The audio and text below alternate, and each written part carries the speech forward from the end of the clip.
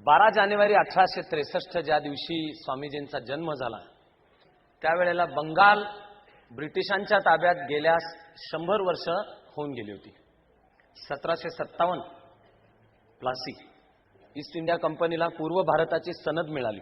त्यांनी सिराज उद्दौलाचा पराभव करून त्याच्या जागी हा जो सत्तेचा आलटून पालटून खेळ आहे, मीर जाफर मीर कासिम एक येऊन मिळतोय त्यामुळे त्याला बसवा, तो सत्तेवर बसल्यानंतर ऐकत नाही ब्रिटिशांचं, मग त्यालाही हाकला आणि दुसऱ्याला आणा. या खेळामधनं शेवटी 1764 बक्सारची लढाई, यानंतर मुघल बादशहांनी ब्रिटिशांना बंगालसहित पूर्व भारताची दिवाणीची सनद दिली कर गोळा करण्याची. त्यावेळेला जे फरमान बंगालमध्ये फिरवण्यात आलं होतं त्याची शब्दरचना होती खुल खुदा का, मुल्क बादशाह का, अम्मल कंपनी सरकार का. विश्व ईश्वराचा आहे पण हा प्रदेश मुल्क हा बादशाह दिल्लीचा, पण अम्मल प्रत्यक्ष कारभार जो चालतो तो मात्र कंपनीचा, ईस्ट इंडिया कंपनी. तो चालू झाला त्याला 100 वर्ष, 4 पिढ्या, त्यातली उलथापालथ. वस्तुस्थिती ही आहे की ब्रिटिश प्रशासन येण्यामुळे बंगालला स्थैर्य आणि शांतता मिळाली. कितीही राष्ट्रवादी मन बाळगायचं झालं तरी इतिहासाकडे असत्य नजरेने पाहता येत नाही.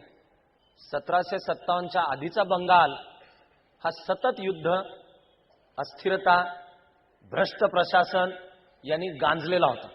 आधीच्या बंगालमध्ये मुघल साम्राज्यामध्ये बंगालची सुभेदारी ही शिक्षा समजली जायची, पनिशमेंट पोस्टिंग. मुघल साम्राज्यातलं गडचिरोली, शिवाजींनी ज्या वेळेला शाहिस्तेखानाची 3 बोटं तोडली त्यावेळेला औरंगजेब बादशाह रागवला आणि त्यांनी कुठं पाठवलं शाहिस्तेखानला, ती सुभेदारी बंगालची सुभेदारी. रोगराईने भरलेला प्रदेश, अस्थिरता आणि शिवाय सर्व प्रकारच्या अनिष्ट तोंडाने उच्चारायला सुद्धा लाज, शरम, संकोच, दुःख वाटावं अशा रूढींनी ग्रासलेला समाज.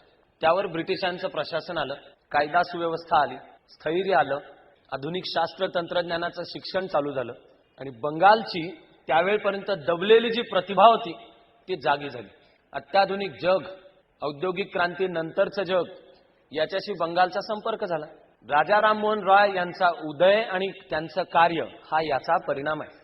1772 ते 1833 संपूर्ण देशाच्या पातळीची समाज सुधारणा चळवळ बंगालमध्ये चालू झाली. हा नुसता योगायोग नाहीये, या प्रकारचं स्थैर्य बंगालला मिळालं. आता इथे शिक्षण कसं आणावं याविषयीच्या चर्चा चालू झाल्या. मूळ ब्रिटिशांचा विचार होता की जे परंपरागत भारतातलं शिक्षण आहे ते आणावं, हिंदूंच्यासाठी संस्कृत पाठशाळा, मुस्लिमांच्यासाठी मदरसा. अशा वेळी खरं म्हणजे जे मुळात संस्कृतचे पंडित होते, वेद आणि प्रस्थानत्रयी म्हणजे वेद, ब्रह्मसूत्र आणि भगवद्गीता यांचा स्वतः ज्यांचा उत्तम अभ्यास होता, असे राजा राममोहन रॉय यांनी ब्रिटिशांना सुचवलं. त्यांची त्यावेळचे वेगवेगळे, त्यांचं गव्हर्नर जनरल नाव आहे, व्हाईसरॉय हे 1858 नंतर पडलं नाव. त्या गव्हर्नर जनरलशी राजा राममोहन रॉय यांची वैयक्तिक संपर्क होता, मैत्री होती. विशेषतः त्यांच्या आग्रहावरून सतीची चाल रद्द करण्याचा जो कायदा झाला 1929 साली, त्यावेळेचा गव्हर्नर जनरल लॉर्ड बेंटिंक हा राजा राममोहन रॉय यांचा वैयक्तिक मित्र होता. स्वतः संस्कृतचे पंडित असून राजा राममोहन रॉय यांनी इंग्लिश भाषेचं शिक्षण घेतलं. त्यांना बदलतं जग समजलं. एका बाजूला बंगाल हा पाया धरून भारतभर ख्रिश्चन मिशनऱ्यांचे धर्मप्रसाराचं काम तर चालू झालेलं होतं. ब्रिटिश राजसत्तेचं धोरण अधिकृत धर्मप्रसाराला प्रोत्साहन देण्याचं नव्हतं. 1773 मध्ये रेग्युलेटिंग ऍक्ट आणि नंतर 1784 मध्ये हा पिट्स इंडिया ऍक्ट यांनी तर कायद्यानी यापुढे ईस्ट इंडिया कंपनीला अधिक साम्राज्य प्रसाराला बंदी आणि ख्रिश्चन धर्मगुरूंना भारतामध्ये जायला बंदी अशी सूत्र या 2 कायद्यात आहेत. पुढे 1813च्या आसपास कायदा बदलला आणि धर्मप्रसारासाठी जायचं असेल तर परवानगी दिली. पण साधारणपणाने ब्रिटिश राजसत्तेचं धोरण होतं की ब्रिटिश राजसत्ता ख्रिश्चन धर्मप्रसाराला प्रोत्साहन स्वतः आपणून थेट, मी शब्द मुद्दाम सावध वापरतोय, पण असं प्रोत्साहन देणार नाही. पण या राजसत्तेचे प्रतिनिधी म्हणून येणारे जे अनेक अधिकारी होते, हे मी तुम्हाला म्हटल्याप्रमाणे एकतर जी इहवादाची बेंथॅम आणि मिल यांची उपयुक्ततावादी परंपरा होती त्याचे तरी ते घटक होते, किंवा ख्रिश्चॅनिटी मधला हा जो एक उदार मतवादी विचार प्रवाह होता, एव्हँजेलिकल चर्च, त्याचे प्रतिनिधी होते. त्यांची मनापासून श्रद्धा होती की आम्ही अन्याय, अत्याचार, शोषण करायला जगाचे वेगवेगळे भाग ताब्यात घेत नाही आहोत. त्या भागाला संस्कृतीचं योगदान द्यायला आम्ही ताब्यात घेतो. White man's burden theory, Lord Bentinck हा त्यातला होता, मेकॉले हा त्यातला होता. मेकॉलेच्या विचार आणि कार्यपद्धतीवर शिवाय उपयुक्ततावादाचा अधिक ठसा आहे. पण यामुळे ब्रिटिश राजसत्तेनी भारतामध्ये समाज सुधारणांसाठी पावलं उचलली, सक्रिय धोरण पत्करलं. त्यामुळे बालविवाहाची चाल, विधवा विवाहांना प्रोत्साहन देणे, केशवपनाची पद्धत बंद करायला प्रयत्न आणि सगळ्यात क्रूर, सगळ्यात भयानक, भीषण ज्याच्या कहाण्या आजही ऐकताना किंवा समकालीन अस्सल दस्तऐवज पाहताना अंगावर काटा उभा राहतो. स्वतंत्र भारतातला एक भारतीय म्हणून सुद्धा मान शर्मेनी खाली घालावीशी वाटते. मुळात होणार बालविवाह, त्यातून रोगराई, पती गेल्यानंतर त्या छोटी मुलगी असेल, वयात आलेली मुलगी असेल, तरुण स्त्री असेल, तिच्यावर सक्ती होती सती जाण्याची. सती जाणं म्हणे पुण्य. सती जाण्यासाठी तिला मादक द्रव्य दिली जायची, नशेची. जळण्याचे चटके लागायला सुरुवात झाल्यावर जर तिने आरडाओरडा चालू केला तर तो ऐकू येऊ नये म्हणून जणू भोवती ढोल ताशे वाजत असायचे, गावात मिरवणूक निघायची. आणि पुरुषप्रधान समाज व्यवस्थेतले हे सगळे रस्त्याने मिरवणूक सुद्धा त्या स्त्रीला मादक द्रव्य दिलेली आहे, तिला शुद्ध नाही, धुंद आहे असायच्या, तिला ओढत ओढत फरफटत त्या चितेवर ठेवलं जायचं. तरीही जळायला लागल्यानंतर ती नशा उतरल्यामुळे जर एखादी स्त्री बाहेर पळून येऊ म्हणायला लागली तर तिला काठ्यांनी ढोसलं जायचं आतमध्ये. मग तिच्या नावाने दगड स्थापन करा, त्याला म्हणायचं म्हणे सतीचे दगड, आणि त्यांची पूजा करा वगैरे वगैरे. या सर्व चालींच्या विरुद्ध राजा राममोहन रॉय, नंतर ईश्वरचंद्र विद्यासागर, तांत्रिकदृष्ट्या ब्राह्मो समाजाची स्थापना राजा राममोहन रॉय यांनी केलेली नाही.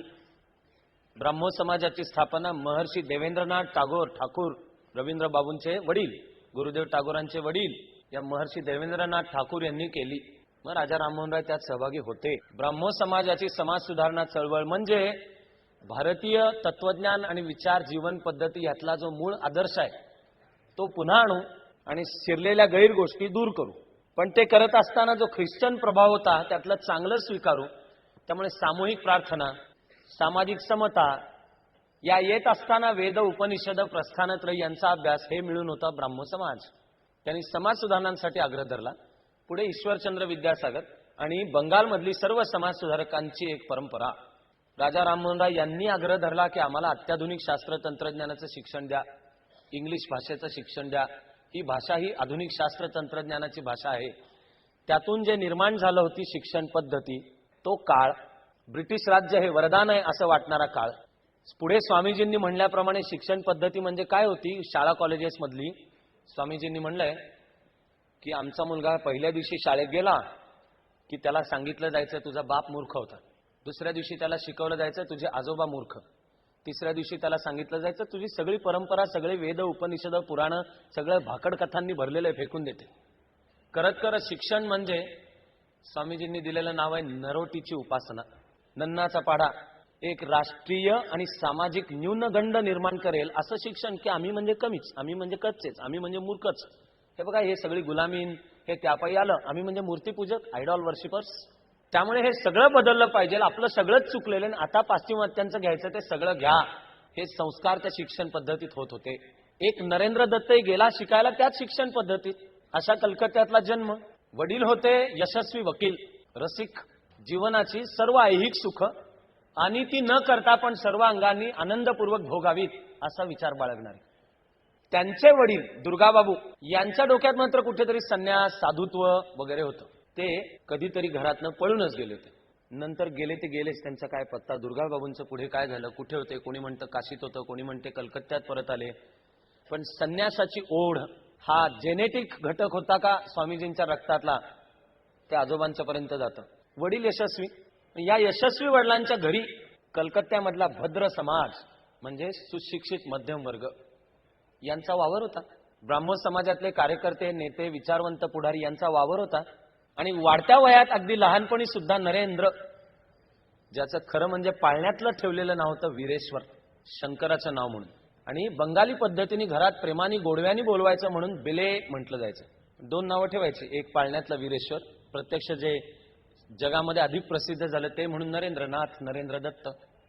तो आपल्या वडिलांच्या गादीवर, गादी म्हणजे वकिलीची, तो असा उतरता बेंच ठेवलेला असायचा. त्याच्या शेजारी बसून हे गावातली येणारी मोठी मोठी माणसं त्यांच्या चर्चा सगळ्या कौतुकाने ऐकायचा. नवे नवे शब्द सगळे कानावर तर पडत होते. विश्वनाथ बाबूंच्या ऑफिसमध्ये वेगवेगळ्या जाती निहाय आलेल्या अशिलांसाठी हुक्का ओढायला वेगवेगळा हुक्का ठेवलेला होता. आई वडील जे करत असतात त्याची लहान मुलांना सहज उत्सुकता असतेच की बाप सिगरेट पित असला तर नकळत पोराला हे वडील काय करतायत. लहान मुलं मोठी माणसं काय बोलतायत यावरनं शिकत नाहीत, लहान मुलं मोठी माणसं काय करतायत कसे वागतायत यावरनं शिकतात. त्यांचे अनुकरण करण्याची सहज प्रवृत्ती असते. नरेंद्रनी पाहिलं की वडील असे येतात तसे वेगवेगळे हुक्के आहेत. ह्यांनी सगळ्या हुक्क्यांच्या मधनं एक एक कश दम मारणं चालू केलं. घरातलं कोणीतरी आलं आरडाओरडा करत रागवत.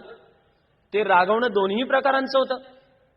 एक तर लहान मुलगा तू आणि तू हुक्का काय ओढतो हेही रागवणं होतं, पण खालच्या जातीतल्या ही एक भीषण शब्दरचना जी आमच्या देशाच्या कानी कपाळी शिक्क्यासारखी बसलेली भीषण, त्यांच्यासाठी ठेवलेले हुक्के ओढतो. त्या लहान नरेंद्रच्या मनात प्रश्न पडला की अरे ते हुक्काच एकच ना, येणारे जे होते ते एकच, पण ते कशात नव्हतो यांनी बसणारी किक काय वेगळी बसते काय. पण मनात प्रश्न पडला. कोणी लहान मुलं बंडखोरच असतात असलीच पाहिजे, लहान मुलं टार्गट बंडखोर उत्साही असलीच पाहिजे. तसा हा होता. खेळायला जात होता बागेंच्या मध्ये मुलांच्या बरोबर. ते माळी कधी कधी पळत येतात, मुलं पळून जातात. हा कसला पळून जातोय, हा तसाच तिथं. माळ्याने सांगितलं की या झाडावर एक ब्रह्मराक्षस राहतो आणि झाडावर जातील त्यांना तो खाणार आहे. पोरांनी टपाटप टपाटप उड्या मारल्या आणि पळून गेले. आधी खालच्या फांदीवर असलेल्या नरेंद्रनी ऐकलं की ह्या झाडावर ब्रह्मराक्षस राहतो. तो म्हणला असं काय. तो सरसर सरसर चढत वर गेला. झाडाच्या वरच्या फांदीला एक उलटं टांगून घेऊन असे झोके मारत त्या माळ्याला विचारायला लागला कुठे ब्रह्मराक्षस. पण त्या ब्रह्मराक्षसालाही माहिती होतं की त्याच्यापेक्षा जास्त पॉवरफुल ब्रह्मराक्षस सध्या त्या झाडाला उलटं टांगून लटकतोय. त्यामुळे ब्रह्मराक्षस बहुधा पळून गेला. मराठी म्हणीने आपल्याला शिकवलंय की ब्रह्मराक्षस कुठे असतो, तो भीत्या पाठी असतो, तो आमच्या अंधश्रद्धांच्या मध्ये असतो, तो आमच्या मनांच्या मध्ये सुद्धा असतो. पण आपसुक जन्मजात निर्भयता असणारच की असतेच, ती जोपासली गेली. मोठा झाला, वयात आला, तसे रुंद खांदे, खास बंगाली म्हणा असा गोल आणि गोड चेहरा, खरोखरच असे टपोरे पाणीदार म्हणत असे डोळे. नरेंद्र हँडसम होता. कॉलेजात गेला, कॉलेजचा हिरो. आधी कलकत्त्याच्या प्रेसिडेन्सी कॉलेजमध्ये होता, पण प्रेसिडेन्सी कॉलेजनी परीक्षेला बसायला परवानगी नाकारली. का नाकारली तर कागदावर उपस्थितीचे जेवढे दिवस भरायला पाहिजे तेवढे भरले नाहीत. कागदावर उपस्थितीचे दिवस का भरले नाहीत, वैशाली रुपालीला जात होता म्हणून काय, आजारी होते म्हणून. आजारी पडला त्या वर्षी, आजारपणामध्ये काही दिवस गेले. प्रेसिडेन्सी कॉलेजनी परीक्षेला बसायला परवानगी नाकारली म्हणून त्यांनी कॉलेज बदललं आणि मग स्कॉटिश मिशन चर्चचं कॉलेज, त्या कॉलेजमध्ये गेला. या कॉलेजचे प्राचार्य होते विल्यम हेस्टी नावाचे एक उदारमतवादी गृहस्थ. हा ऑफ तासाला गोष्टी बिष्टी सांगायचा, गाणी सांगायचा, पुढच्या तासाच्या येणाऱ्या शिक्षकांची टिंगल पण करायचा, पण मजा मजा करायचा. आवाज गोड होता, गळा गोड होता, गायचा. गायचं देणगी ईश्वराने दिलेली होती. पण मनामध्ये उत्सुकता. एका बाजूला महाविद्यालयात जे शिक्षण आणि वाचन चालू होतं ते सर्व होतं आधुनिक युरोपीय परंपरांचं. त्यामुळे रेनेसा आणि रेफॉर्मेशन पासून जी युरोपीय परंपरा चालू होते, शास्त्र तंत्रज्ञानाची, देकार, आयझॅक न्यूटनची, ही प्रश्न विचारणारी, आव्हान देणारी, कुठलीही गोष्ट बुद्धीला येऊ दे गा शास्त्र काट्याची कसोटी, ही मर्ढेकरांच्या कवितेतली ओळ आहे. तशी शास्त्र काट्याची कसोटी लावायची, मनाला पटेल तेच, आणि सत्य काय डोळ्याला दिसतं ते सत्य. याचं शास्त्रीय तत्वज्ञानातलं नाव आहे एम्पिरिसिझम, इंद्रिय गम्य ज्ञान. की ज्ञान हे काहीतरी पारलौकिक, काहीतरी वेगळं नाही, जे मला डोळ्यांना दिसतं, समोर कळतं, ते म्हणजे ज्ञान, एम्पिरिसिझम. हे सगळी शास्त्र तंत्रज्ञानाच्या परंपरेमुळे मनात एकीकडे हे, घरात आई सात्विक आणि देवभक्त, अशी संस्कारांची गल्लत आणि व्यक्तिमत्वाच्या जडणघडणीमध्ये खिचाताण चालू होती. पण जे कर्मठ, तर्कशुद्ध, तर्कदुष्ट बुद्धिवादी मन तयार झालं, ते समोरच्या प्राध्यापकांची सुद्धा दाणादाण उडवायचं. आपल्या जीवनामध्ये अतिशय सहजपणे आपण बोलता बोलता देवाच्या कृपेनी वगैरे असं म्हणतो, सहज येतं. देवाचा किंवा दुसरे शब्द नशिबाचा. नरेंद्र मात्र हा शब्द कोणाच्या बोलण्यात आला की गचकन त्याची गचांडी पकडायचा. म्हणजे प्रत्यक्ष नाही, बौद्धिक गचांडी पकडायचा. की तू आत्ता म्हणला, तुम्ही आत्ता म्हणला, देवाच्या दयेनी, देवाच्या कृपेनी, देवानी पाहिलाय का देव. वेगवेगळ्या माणसांची वेगवेगळी उत्तरं मिळायची. कोणी रागवायचं, कोणी म्हणायचं ते कळण्याचं तुझं अजून वय नाही. म्हणजे देव म्हणजे काय ॲडल्ट्स गोष्ट असते काय, की विशिष्ट वय झालं कीच कळायला लागते. कोणी म्हणायचं आगाऊपणा करू नको, गप्प बैस, महर्षी देवेंद्रनाथ ठाकूर यांची भेट झाली. नरेंद्रने विचारलं की महर्षी आपण देव पाहिलायत काय? देवेंद्रनाथ ठाकूर म्हणाले, बाळ तुझे डोळे एखाद्या योग्यासारखे आहेत. विषय बदलण्याचं कौशल्य. यांनी प्रश्न काय विचारला, हे उत्तर काय देतायत. नरेंद्रला ते कळत होतं की यांनी प्रश्न टाळलाय, उत्तर नाही दिलेलं, उत्तर नव्हतंच. देवेंद्रनाथ ठाकूरांपाशी उत्तर नव्हतंच. मग एक दिवस इंग्लिशच्या तासाला बसला. हे स्वतः प्राचार्य विल्यम हेस्टी तास घेत होते आणि वर्ड्सवर्थची एक्सकर्शन नावाची कविता शिकवली जात होती. वर्ड्सवर्थ म्हणजे इंग्लिश कालिदास, असामान्य कवी. इंग्लिश काव्यामध्ये ज्या विविध स्कूल्स परंपरा म्हणतात त्यातली रोमॅन्टिसिस्ट, रम्यतावादी परंपरेचा हा सम्राट. आणि त्याच्या खरोखरच एकेका कवितेवरून जीव ओवाळून टाकावा इतक्या असामान्य आहेत. त्या प्राचार्य विल्यम हेस्टी शिकवत होते आणि रममाण होऊन शिकवत होते. प्राचार्य विल्यम हेस्टी हे बहुधा दुसरा काही उद्योगधंदा नसल्यामुळे डीएड केलं आणि ते केल्यावरही दुसरा काही उद्योगधंदा नाही म्हणून आता मास्टरकी करू, पण आता मग तो सगळा राग पोरांच्यावर काढू, अशा परंपरेतले शिक्षक नसावेत. फार इंग्लंडहून भारतामध्ये आले ते इंग्लिश भाषा शिकवायला, इंग्लिश भाषेवर प्रेम. आणि त्यावेळची कलकत्ता ही भारताची राजधानी, त्यामध्ये इंग्लिश शिकवत होते. इंग्लिश वाङ्मयावर प्रेम, समरसून जीव तोडून भाषा, साहित्य, वाङ्मय, वर्ड्सवर्थ, डॅफोडिल्स, एक्सकर्शन आणि मुलं बाळ यांच्यावर प्रेम करत ते कविता शिकवत होते. या दिवशी शिकवत होते एक्सकर्शन सहल. वर्ड्सवर्थ फिरायला बाहेर पडला. फिरत फिरत एका सकाळी अचानक, रम्य सकाळ, सूर्य उगवतोय, सूर्याच्या किरणांनी फुलांच्या वरनं हात फिरवलेला आहे, अजून दवबिंदू शिल्लक आहेत, असं रम्य, ओलं, प्रसन्न, ताजं सकाळचं वातावरण. बोलता बोलता प्राचार्य विल्यम हेस्टी म्हणाले की वर्ड्सवर्थला निसर्गामध्ये ईश्वराचा साक्षात्कार होत असे आणि जणू वर्ड्सवर्थची निसर्गात असताना भाव समाधी लागायची. नरेंद्रच्या हातवर आणि त्यांनी प्राचार्यांची बौद्धिक गचांडी पकडली. सर, तुम्ही म्हणालात की वर्ड्सवर्थला देव दिसत असे आणि समाधी लागत असे. तुम्ही समाधीचा अनुभव घेतलाय का? आणि तुम्ही देव पाहिलाय का? आता त्याला वेगळं उत्तर मिळालं. आजपर्यंत इतर सगळ्यांनी दिलेल्यापेक्षा वेगळं उत्तर मिळालं. हे प्राचार्य विल्यम हेस्टी म्हणाले की प्रश्न चांगला आहे, मला समाधीचा अनुभव नाही, मी ईश्वर पाहिलाय, याचं उत्तर मी हो असं देऊ शकत नाही. पण तुला मी ज्याला समाधीचा अनुभव आहे आणि ज्याने ईश्वर पाहिलाय तो सांगू शकतो. जा या नदीच्या पलीकडे, दाढीचे खुंट वाढवलेला, केस विस्कटलेला, फक्त दुटांगी पंचा गुंडाळून देवीच्या भजनामध्ये तल्लीन असतो असा एक रामकृष्ण परमहंस त्या कालीमातेच्या मंदिरात आहे. जा त्याला जाऊन भेट. भारतीय परंपरेचं हे एक फार रम्य वैशिष्ट्य आहे. आम्ही कितीही बुक शिकान, आधुनिक विद्वत्ता शिकान, सगळे कोणतरी असा एखादा दाढीवाला, दाढीचे खुंट असलेला साधू पुरुष निघतो, तो विश्वाचं, जीवनाचं, अस्तित्वाचं कोडं आपल्याला सांगतो. लोकांना त्याच्या सहवासात चित्ताची शांतता लाभते. परत जीवनामध्ये परतल्यानंतर या जीवनाशी संघर्ष करायचं बळही लाभतं. रामकृष्ण परमहंस हे दक्षिणेश्वरीचं एक असं व्यक्तिमत्व होऊन बसलं होतं. रामकृष्णांनीच पुढे म्हणलंय की गुलाबाच्या फुलांनी फुलण्याचं काम करावं, भुंगे येतील का नाही याची त्यांनी काळजी करू नये. खरं म्हणजे गुलाबाच्या फुलांनी फुलण्याचं काम करावं हे गुलाबाच्या फुलाला सांगावंही लागत नाही. फुलणं हा गुलाबाच्या फुलाचा सहज स्वभाव आहे. ते फुलल्यानंतर भुंगे तिकडे जातात, हा भुंग्यांचा सहज स्वभाव आहे. रामकृष्ण फुलत फुलत फुलत जेव्हा असे परमहंस झाले तेव्हा एकाहून एक विद्वान, एकाहून एक थोर, एकाहून एक बुद्धिवादी तार्किक परंपरेतले हे रामकृष्णांच्याकडे आकर्षित झाले.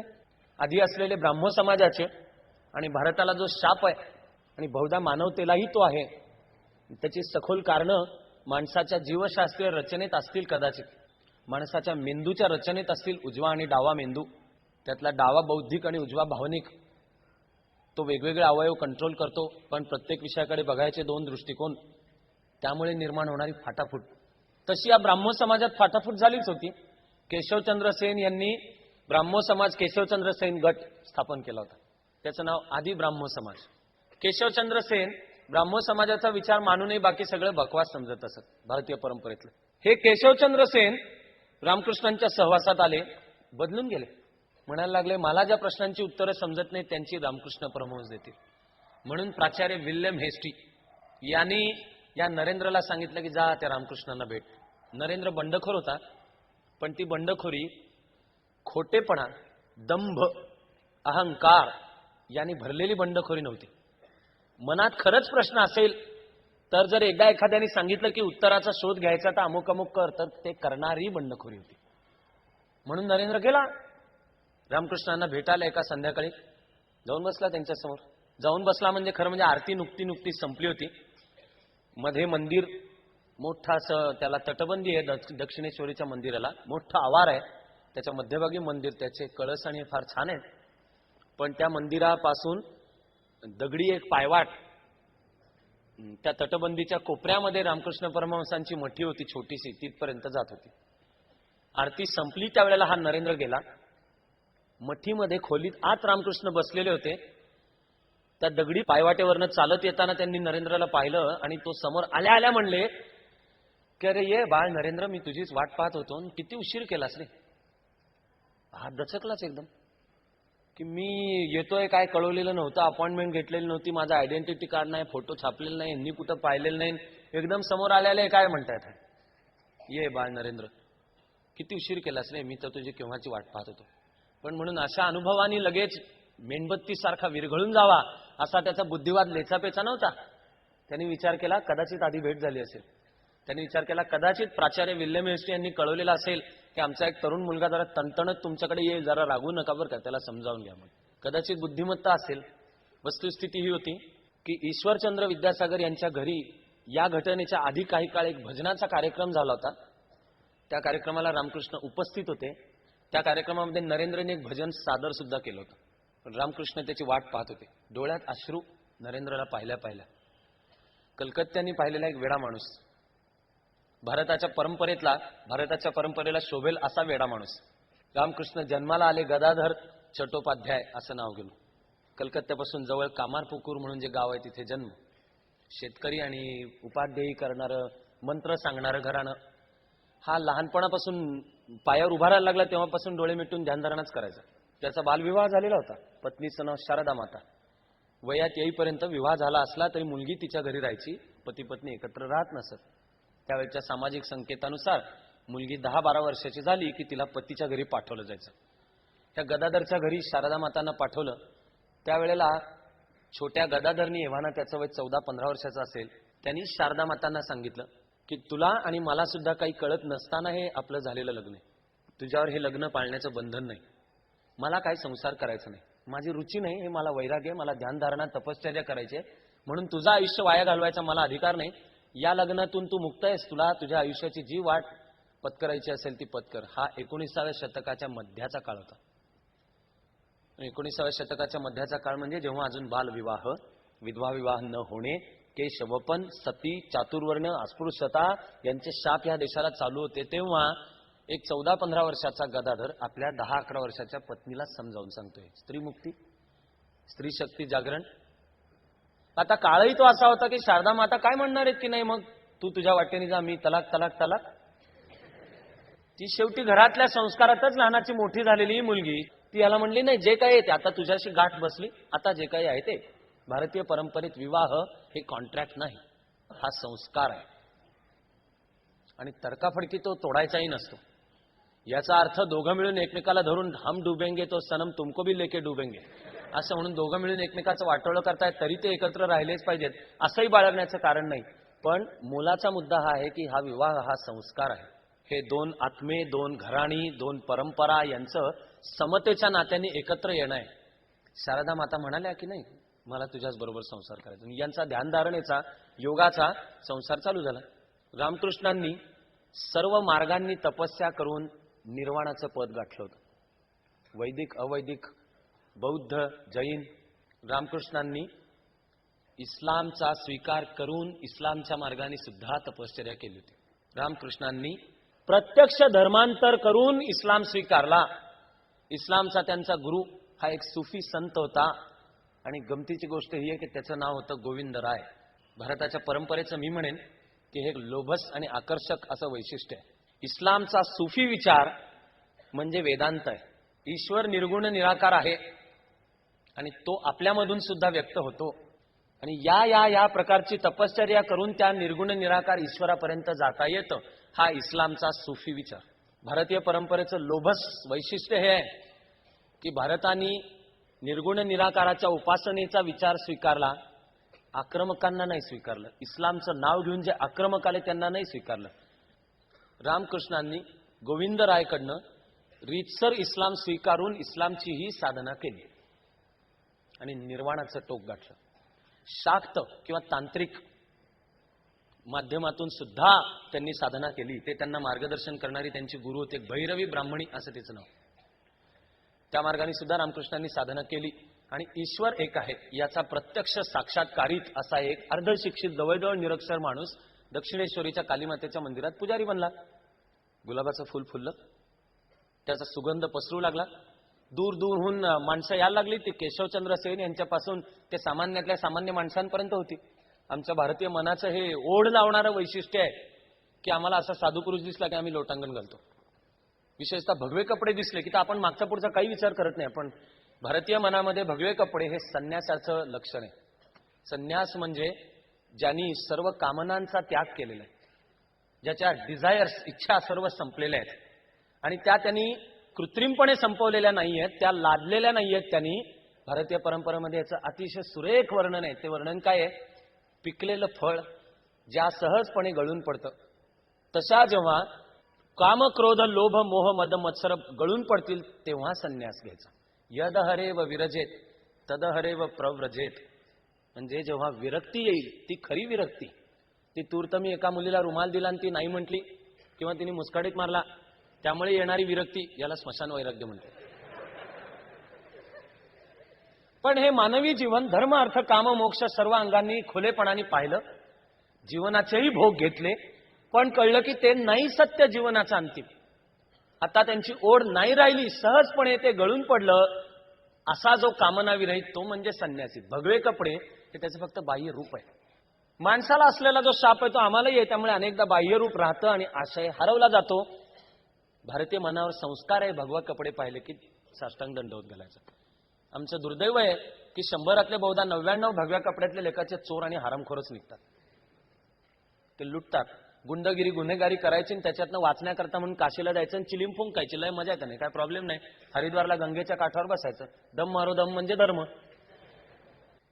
रामकृष्ण असे फुलले. आम्हाला ओढ असते की या जीवनातले प्रश्न घेऊन जायचं एखाद्या साधू पुरुषाकडे. जगण्याचं भय कोणापाशी नाही हो, माझ्यापाशी नाही असं मी सांगू नाही शकत.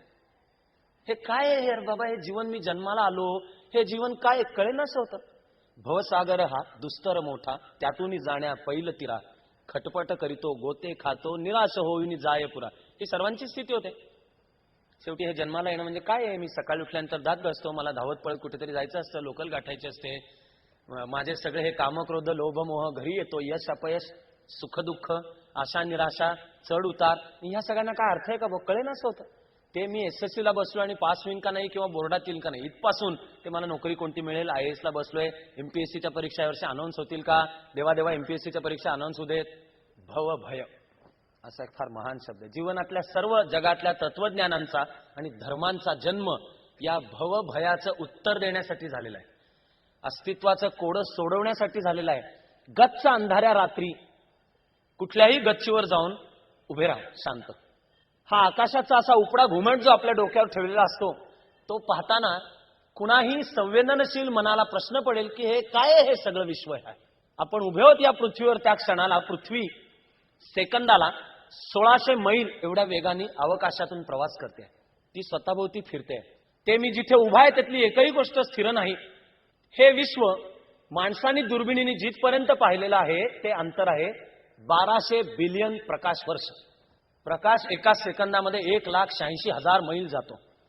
त्याला 60 नी गुणा म्हणजे प्रकाश मिनिट झालं. त्याला आणखी 60 नी गुणा म्हणजे प्रकाश तास झाला. त्याला 24 नी गुणा म्हणजे प्रकाश दिवस झाला. त्याला 365 नी गुणा म्हणजे प्रकाश वर्ष झालं. अशी 10 लाख प्रकाश वर्ष म्हणजे 1 मिलियन. त्याला 1000 नी गुणा म्हणजे 1 बिलियन. माणसाला दुर्बिणीतून दिसलेलं विश्व 1200 बिलियन प्रकाश वर्ष एवढ्या अंतरापर्यंतच आहे. तरी विश्व आहेच. अनादी आहे, अनंत आहे, अथांग आहे. अशा या महाप्रचंड विश्वाच्या कुठल्या तरी मिल्की वे नावाच्या आकाशगंगेच्या दक्षिणेच्या भागातल्या कुठल्या तरी येवल्याशा छोट्याशा, आपला सूर्य सुद्धा खरा छोटाच सूर्य, याच्या 1 लाख पट मोठे सूर्य जगाच्या वेगवेगळ्या भागात आहेत. त्याच्या सौरमालिकेतल्या कुठल्या तरी एका 3ऱ्या ग्रहावरच्या, पृथ्वी नावाच्या ग्रहावरच्या, भारत नावाच्या देशातल्या, महाराष्ट्र नावाच्या प्रांतातल्या, पुणे नावाच्या शहरातले हे कुठले माझी कसबा पेठ असेल नाही तर शनिवार नारायण सदाशिव गंजपेठ काही असेल त्याच्या मी गच्चीवर उभा आहे. हा मी कोण आणि या माझ्या जगण्याला काही अर्थ आहे का? कशासाठी मी जन्माला येतो त्याला काही अर्थ असतो का? याचा शोध पडतो. ज्या मनांना हा प्रश्न पडेल त्यांच्या मनांना भाग्याचा परिसस्पर्श झाला असं मानलं पाहिजे. बहुसंख्य माणसं तुकोबारायांनी वर्णन केली तशी जन्माला आला निहेला घालून मेला अशीच जगतात. बहुसंख्य माणसं अबोध किंवा नेणिवेच्या पातळीला जगतात. कॉन्शियस जाणीवेच्या पातळीला मनाला मुळात हा प्रश्न पडणे की हे सर्व काय आहे, हे विश्वाचं कोडं काय आहे आणि हा मी कोण? केन ज्ञातेन सर्वम जानामि भवेत. ज्ञान अथांग आहे, पण असं काही आहे का की काय जाणल्याने सर्व काही जाणले असे होईल? उपनिषदांनी उत्तर दिलं, त्याचं उत्तर आहे आत्मज्ञान, स्वतःला ओळख. अशी स्वतःची ओळख कुठे सगळ्यांची पटलेली असते. आपण सगळे प्रवासी आहोत, साधक आहोत, वेगवेगळ्या मुक्कामावर आहोत. कोणी थोडा पुढे असेल मागे, याच्यात खरं म्हणजे पुढे मागे सुद्धा नाही. आपण जिथे आहोत तिथं, तिथून आपापली साधना आपली चालू आहे. पण जीवन आपलं नरडं पकडतं. अपयश, दुःख, निराशा, चिंता, काळजी, उडालेली झोप, मग कुठेतरी जाऊन समर्पण करण्याची इच्छा निर्माण होते की या प्रश्नांची नाही उत्तरं सापडत आहेत, आम्ही तुमच्या पुढे शरण आहोत, उत्तरं द्या. माणसं येतात. अशा एक आई आल्या आपल्या छोट्या मुलाला घेऊन रामकृष्णांकडे. 8-9 वर्षाचं पोर होतं. रामकृष्णांचं दर्शन घेतलं. म्हणाल्या, महाराज जरा या मुलाला समजावून सांगाल का? रामकृष्णांनी विचारलं की माई काय आहे, समस्या काय आहे? या माईनी सांगितलं की या मुलाला गुळ खायचा फार शौक आहे, पण त्याचा घोळणा फुटतो त्यामुळे सारखा आणि प्रकृती खराब होते. पण हा मी सांगितलेला ऐकत नाही. हा सर्व लहान मुलांचा वयात येईपर्यंत जन्मसिद्ध हक्क असतं बरं का. सर्व मुलामुलींचं एक वय असं असतं की दुनियेत कोणाचंही ऐकू पण आईवडिलांचं ऐकणार नाही. तेच दुसऱ्या कोणीतरी एक वेळ सांगितलं, त्याला मराठी म्हणे सोनार आणि कान टोचले की पटतं. हिरो वर्शिपचं वय असतं. आपण कोणाला तरी एकाला हिरो मानतो. त्यामुळे आई वडिलांनी सांगितलं, हे काय ग तुला काय कळतंय, गप तू. का आई घरातलीच असते. आपल्याला वाटत असतं की हक्काची आहे, स्वयंपाक करणं आईचं कामच आहे, जेवायला वाढणं आईचं कामच आहे. आई रिटायर होईल त्या दिवशी. Taking women for granted. आम्ही ते सांगत बसतो. दुसऱ्या कोणीतरी सांगितल्यावर पटतं. या आल्या घेऊन आणि म्हणाला, मी सांगितलेलं तो ऐकत नाही, जरा तुम्ही सांगा. साधू पुरुषांनी सांगितलेलं ऐकायची आमची पद्धत असते. या आईने विचारलं की ते तुम्ही जरा सांगितलं तर तो ऐकेल. रामकृष्ण जरा विचारात पडले. म्हणले की माई, तुमच्या मुलाला 30 दिवसांनी माझ्याकडे घेऊन या. भारतात 2 प्रकारचे लोक असे आहेत की ज्यांना उलट का म्हणून विचारायचं नसतं. त्यांनी जर एकदा सांगितलं की 30 दिवसांनी या किंवा पुढल्या सोमवारी या तर गप यायचं असतं. एक म्हणजे हे साधू पुरुष. यांना विचारायला जर गेलं उलट की का बाबा, तर ते तुम्हाला जाळून भस्मसात करतील. पण दुसरे त्यांच्यापेक्षा डेंजरस म्हणजे सरकारी अधिकारी. सामान्य माणूस कचेरीमध्ये जातो, अहो माझी फाईल झाली का, येण्याची परमिशन मिळाली का वगैरे, त्याला उत्तर मिळतं पुढल्या सोमवारी आहे. त्या पुढल्या सोमवारी गेल्यावर पुढल्या सोमवारी का विचारायचं नसतं की का हो का पुढल्या सोमवारी का विचारलं की तुम्ही मेले, तुमची फाईल गेली की बरबाद का, हा सापडणारच नाही फाईल. पुढल्या सोमवारी आहे, पुढल्या सोमवारी आहे. शासन व्यवस्था लोकांच्याकडनं 16 सोमवारचं व्रत करून घे. या 2 प्रकारच्या लोकांना उलट विचारायचं नसतं. ते जर म्हणले पुढल्या सोमवारी आहे माई 30 दिवसांनी या, तर माई 30 दिवसांनी यायचं. त्या गेल्या, 30 दिवसांनी आल्या. रामकृष्णांच्या लक्षात होतं. त्याने त्या बाळाला जवळ घेतलं, त्याच्या केसातून हात फिरवला. म्हणाले, बाळ तुला ताकद हवी का नको? मग ते गुळ खाणं बंद कर. बघ उन्हाळ्याचे दिवस आले, तुझं नाक फुटणार, गुळ खाणं बंद कर, त्याच्याऐवजी दूध घे. काय त्यांनी सांगितलं असेल, व्यायाम कर. त्या मुलाने सांगितलं करतो. गेले 7 दिवसात त्या आई परत आल्या मुलाला घेऊन आणि साष्टांग दंडवत की महाराज आपली कृपा आहे. हे महाराज म्हणाले, आपली नाही, ती ईश्वराची कृपा आहे. मी निमित्त मात्र आहे, मी फक्त सांगणार आहे. ईश्वराची कृपा आहे. आमचे साधू पुरुष कोणताही धडा थेट नाहीत देत. घास असा घेता येईल, घास असा भरवता पण येईल. साधू पुरुष आणि खरे उपनिषदांपासून आजपर्यंतचे ऋषी मुनी जीवनातला आपला अनुभव आपल्याला मिळेल असा घडवतात साक्षात्कार. या माई लहान मुलाला घेऊन आल्या आणि म्हणाल्या की त्याचं गुळ खाणं बंद झालं आणि तुमची कृपा. मग या माई हळूच म्हणाल्या की प्रश्न विचारू का, रागवणार नाही ना आपण? रामकृष्ण विचारा. या आईंनी प्रश्न विचारला की शेवटी तुम्ही त्या बाळाला जवळ घेऊन फक्त सांगितलं गुळ खाणं बंद कर, तर मग 30 दिवसांनी ये असं का म्हणालात? तुम्ही 30 दिवसापूर्वीच म्हणू शकला असतात की बाळ गुळ खाणं बंद कर. रामकृष्ण हसले, म्हणाले, माई देवीचा प्रसाद म्हणून गुळ खोबरं खायला मला स्वतःला आवडतं. ते गुळ खोबरं मी खात असताना मी या मुलाला काय तोंडाने सांगू की गुळ खोबरं तू खाऊ नकोस? म्हणून म्हणाले मी 30 दिवस प्रथम गुळ खोबरं खाणं बंद केलं. मग या मुलाला 30 दिवसांनंतर सांगितलं की बाळ गुळ खोबरं खाणं बंद कर. बोले तैसा चाले, त्याची वंदावी पाऊले. रामकृष्णांचा एक शिष्य होता बहुधा गिरीश नाव, हा बंगाली स्टेजवरचा अभिनेता होता. याला अफूचं व्यसन होतं आणि ते घेतल्याशिवाय तो स्टेजवर जाऊन अभिनय करूही शकायचा नाही. तो रामकृष्णांना येऊन नमस्कार करायचा आणि सतत म्हणायचा तो की तुम्ही मला कसं काय स्वीकारता, मी इतका पापी आहे, मी दुराचारी आहे, मला अफूचं व्यसन आहे. रामकृष्ण म्हणायचे की कोण म्हणलं तुला अफू वाईट आहे, कर अफूचं सेवन. हळूहळू प्रकृती खराब व्हायला लागली, डोळे लाल, भूक लागेना, झोप येईना, खप्पड झाले गाल. या नटाच्या लक्षात आलं की रे सुधारायला पाहिजे, पण या अफूनी नरड पकडला, आता ती सोडत नाही आपल्याला, काय करायचं. रामकृष्णांना शरण आला, मला वाचवा म्हणला, मला सोडवा काही करून. रामकृष्ण म्हणले बघ अफू अजिबात वाईट नाही, घे अफू. त्यांनी एक गोल आकाराचा छोटा खडू उचलला, तो गिरीशकडे दिला. म्हणले एकच कर, एवढ्याच वजनाचा ची अफू घे. छोट्या तराजूमध्ये खडू ठेवायचा, तेवढ्या वजनाची अफू घ्यायची आणि रोजची अफू घेऊन झाली की या खडूनी भिंतीवर खून कर. आजची अफू घेतली आणि खुशाल घे. दोन गोष्टी करायच्या, एक हे आणि दुसरं, जेव्हा त्या अफूची गोळी अशी हातावर ठेवशील तेव्हा तिचं सेवन करण्यापूर्वी तिकडे बघ आणि म्हण की हा श्रीकृष्ण आहे, हा सुद्धा ईश्वर आहे, आणि ते ग्रहण कर. 4 दिवसात गिरीश आला, डोळे स्वच्छ व्हायला सुरुवात झालेली होती. रामकृष्णांना त्यांनी साष्टांग दंडवत केला, म्हणला महाराज आपल्या कृपेने अफूच्या व्यसनातून सुटलो. रामकृष्ण पुन्हा म्हणाले, आणि ज्यांना थोडं सुद्धा कळतं त्यांना माहिती आहे की हे उत्तर सत्य आहे, ते म्हणजे मी केलं नाही, तो करता कराविता कोणी वेगळा आहे, मी साधन मात्र आहे, माझ्यामधून ते व्यक्त झालं. पण सुटलं व्यसन ते तुझे तू सुटलं. आता आधुनिक व्यसनमुक्तीचं शास्त्र सांगतं की जो व्यसनाधीन आहे त्याच्यावर उपाय, त्याच्यावर टीका करणे, तू नालायक आहेस, तू हरामखोर आहेस, चल चालता हो, हा त्याच्यावरचा उपाय नाही. व्यसनाधीन आहे त्याला त्याच्या 2 आवश्यकता, एक लव्ह अँड कंपॅशन, स्वीकार, ऍक्सेप्टन्स, की बघ तुला जागा आहे, घरात आहेस तसा आमचा आहेस, हा स्वीकार. आणि मग टप्प्याटप्प्याने ते व्यसन सोडायला. अचानक सोडलं तर विड्रॉल सिम्पटम्स येतील, आचके येतील. अचानक व्यसन सोडायला सांगितलं तर तसं नाही चालत रे बाबा, अचानक नाही, त्याला वेळ द्या, त्याला संधी द्या, त्या काळामध्ये त्याला प्रेम द्या, त्याला विश्वास द्या, त्याला स्वीकार द्या. हे रामकृष्ण करतायत. मुक्तीचा प्रवास. जे काम कायदा करू शकणार नाही, जे काम प्रशासन करू शकणार नाही, तुम्ही बेवड्याला अटकेत टाका, त्याला बॉम्बे पोलीस ऍक्ट लावा, त्याला हॅबिच्युअल ऑफेंडर्स ऍक्ट लावा, त्याला चौकीत चापकानी फोडून काढा. तो चौकीतनं बाहेर पडला की पहिला एकच प्याला आणि सुधाकर. पण कोणातरी साधू पुरुषाच्या आध्यात्मिक परंपरेच्या तो संपर्कात येतो. पांडुरंग शास्त्री आठवलेंना, सुकुरनारायण बाखिया स्मगलरचा उजवा हात, हा स्वाध्याय परिवारचा गुजरातमधला कार्यकर्ता आहे. आणि दादांनी एकदा त्याच्या पाठीवर फक्त हात ठेवून सांगितलं की हा माझा फार विश्वासातला कार्यकर्ता आहे बरं का. त्याच्या डोळ्यात पाणी आलं.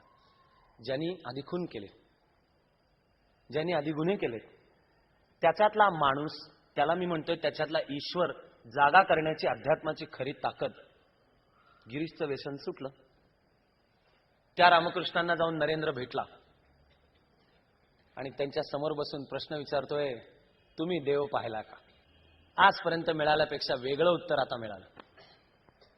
आजपर्यंतची उत्तर होती गप्पबैस वगैरे वगैरे. बाळ तुझे डोळे योग्यासारखे आहेत. आणि फार तर प्राचार्य हेस्टी म्हणाले जा त्याच्याकडे, मला नाही, भावसमाधी आणि ईश्वर पाहिला का ते उत्तर देतील. रामकृष्ण म्हणाले तुम्ही देव पाहिला का? रामकृष्ण म्हणाले की होय. तू माझ्यासमोर बसलायस हे जेवढं सत्य आहे त्यापेक्षा जास्ती मी ईश्वराशी बोलतो हे सत्य. नरेंद्र रामकृष्णांच्या सहवासात आला, त्याला सहवासात आला त्या दिवशी हे सगळं मान्य झालेलं असेल असा अजिबात त्याचा अर्थ होत नाही. पण माणूस भावला, गोडी लागली, वेगळ्या प्रकारचं उत्तर देणारा कोणीतरी भेटला की होय बाळ. ते जायला लागले रामकृष्णांच्याकडे. म्हणून सगळे लगेच त्यांचे भक्त झाले असाही त्याचा अर्थ नाहीये. परीक्षा घेत होते, गुरुची परीक्षा. एका कीर्तनात रामकृष्ण म्हणाले की मला पैशाच्या स्पर्शाने चटका बसतो, सोने चांदी आम्हा मृत्तिके समान, तुकोबारायांची ओळख. नरेंद्र म्हणला असं काय? तिकडं कीर्तन एकदा चालू असताना, आरती चालू असताना हा रामकृष्णांच्या खोलीत गेला, त्यांच्या गादीखाली 1 रुपयाचं नाणं सरकवून ठेवलं, दाराआड लपला. रामकृष्ण आरती संपवून आले, त्या गादीवर बसले, टटकन उठून उभे राहिले की मला चटका बसतोय. दाराआडचा नरेंद्र बाहेर आला. म्हणून लगेच सगळ्या मनातल्या शंका निमाल्या, संपल्या असं सुद्धा झालेलं नाही. एव्हाना BA झालेले होते. विश्वनाथ बाबू गेले. हा घरातला थोरला मुलगा, त्यामुळे घराची जबाबदारी आली. नोकरी मिळेना. आपल्यापैकी अनेक जणांना कानाला ऐकून बरं वाटेल की चला त्यावेळेला सुद्धा बेरोजगारीचा प्रश्न होता, तर आपल्याला काय फार प्रॉब्लेम बाळगायला नको. आणि एवढंच नाही तर प्रत्येक बेरोजगार मुला मुलीमध्ये पोटेन्शियल विवेकानंद आहेत. नोकरी मिळेना, टाचा घासायला लागला, याचं दार त्याचं दार. संतापला. आणि मनातल्या त्या संतापापोटी त्यांनी रामकृष्णांकडे जाणं बंद करून टाकलं. हे बकवास आहे, हे सगळं हे ध्यानधारणा वगैरे सगळं बकवास आहे, काही त्यांच्याकडे जाण्यात अर्थ नाहीये म्हणून. कोणातरी एका मित्राच्या घरी एक भजन होतं, हा त्या घरी गेलेला होता. मित्र म्हणला, नरेंद्र तुझं ते भजन म्हण की रे, चल मन आज निज निकेतने, अशी ओळ आहे, ते म्हण की रे. तर नरेंद्र चिडला, त्यांनी काहीतरी होतं त्या हाताशी आपटलं, म्हणला कसला निज निकेतन आणि कसला ईश्वरन, सगळं थोतांड बकवास आहे म्हणून पाय आपलं दंड दंड दंड निघून गेला. रामकृष्ण अश्रू ढाळत होते दिवस रात्र की माझा नरेंद्र येत का नाहीये. ही घटना कोणीतरी त्यांच्या कानावर घातली. अश्रू ढाळत ढाळत त्यांनी शेवटी निरोप दिला की नरेंद्रला सांगा मी बोलवलंय. कितीही अस्वस्थ आणि संतापलेला असला तरी नरेंद्र गेला भेटायला. आणि रामकृष्णांना रागावून खडसून म्हणाला की एवढी तुमची देवी आणि ती जगदंबा आणि जगत जननी जगन नियंता आहे ना, तिला म्हणा माझ्याकरता एक नोकरी दे. ती निदान नोकरी देऊ शकते का मला सांग. तर रामकृष्ण हसले, म्हणाले बघ मी देवीकडे काहीच मागत नाही, तुला मागायचं असेल तर माग, देवी तुझं ऐकेल, जा तू दक्षिणेश्वरीच्या समोर जाऊन माग. संतापलेला नरेंद्र निघाला टन टन टन टन करत मंदिराच्या आवारामध्ये आला. ते जे दक्षिणेश्वरीचा आवार, तिथे आत पाऊल टाकल्यावर त्याचं चित्त शांत झालं. चालत चालत देवीच्या गाभाऱ्यासमोर आला आणि मूर्तीसमोर हात जोडून उभा राहायला म्हणाला, मला ज्ञान दे, वैराग्य दे, भक्ती दे. असा थांबला थोडा वेळ आणि बाहेर आला. रामकृष्णांना भेटल्यावर रामकृष्णांनी विचारलं, काय रे काय मागितलंस का, नोकरी.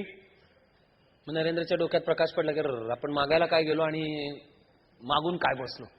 रामकृष्ण म्हणाले पटकन जा. परत आला, माते मला ज्ञान दे, वैराग्य दे, भक्ती दे. तीनदा झालं.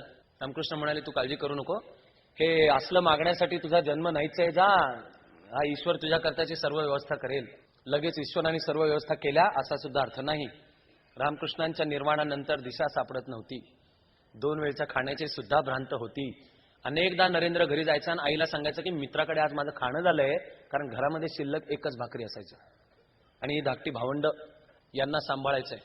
विवेकानंदांच्या एका बहिणीनी वैवाहिक आयुष्यामध्ये दारुड्या नवऱ्याकडनं होणारा छळ आणि मारहाण याला कंटाळून आत्महत्या केली. आपल्याला पॉप्युलर पुस्तकांमध्ये हे माहिती नसतं. गोष्टीच्या भाषेत मी थोडा पुढे जातो एकदम. अमेरिकेमध्ये धर्मविजय करून स्वामीजी भारतात परतले, कलकत्त्यात गेले आणि आपल्या सहकाऱ्यांना म्हणाले मला सोनागाछीत जायचे. सोनागाछी म्हणजे कलकत्त्याचा वेश्यांचा एरिया. पुढे पळत पळत काही शिष्यांनी जाऊन सांगितलं की एक साधू पुरुष तुमच्या इथे आपणहून यायचं म्हणतो. त्या वेश्या खुश झाल्या, आनंदल्या. तर आपण हे पतित पापी शोषण करायला सगळा समाज पुढे, पण माणसासारखी वर्तणूक द्यायला नाही.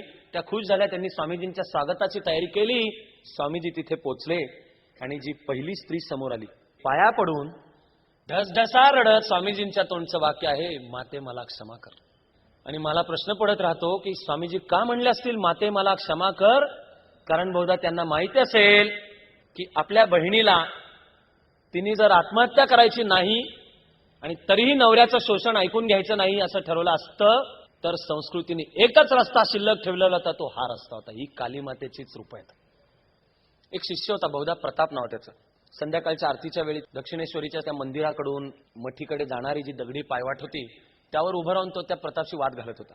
प्रताप सांगत होता की आपल्याला गुरुदेवांनी शिकवलंय की सर्व विश्व एकाच चैतन्यापासून बनलंय, वेदांताचा विचार. नरेंद्रनी त्याची टिंगल करणं चालू केलं.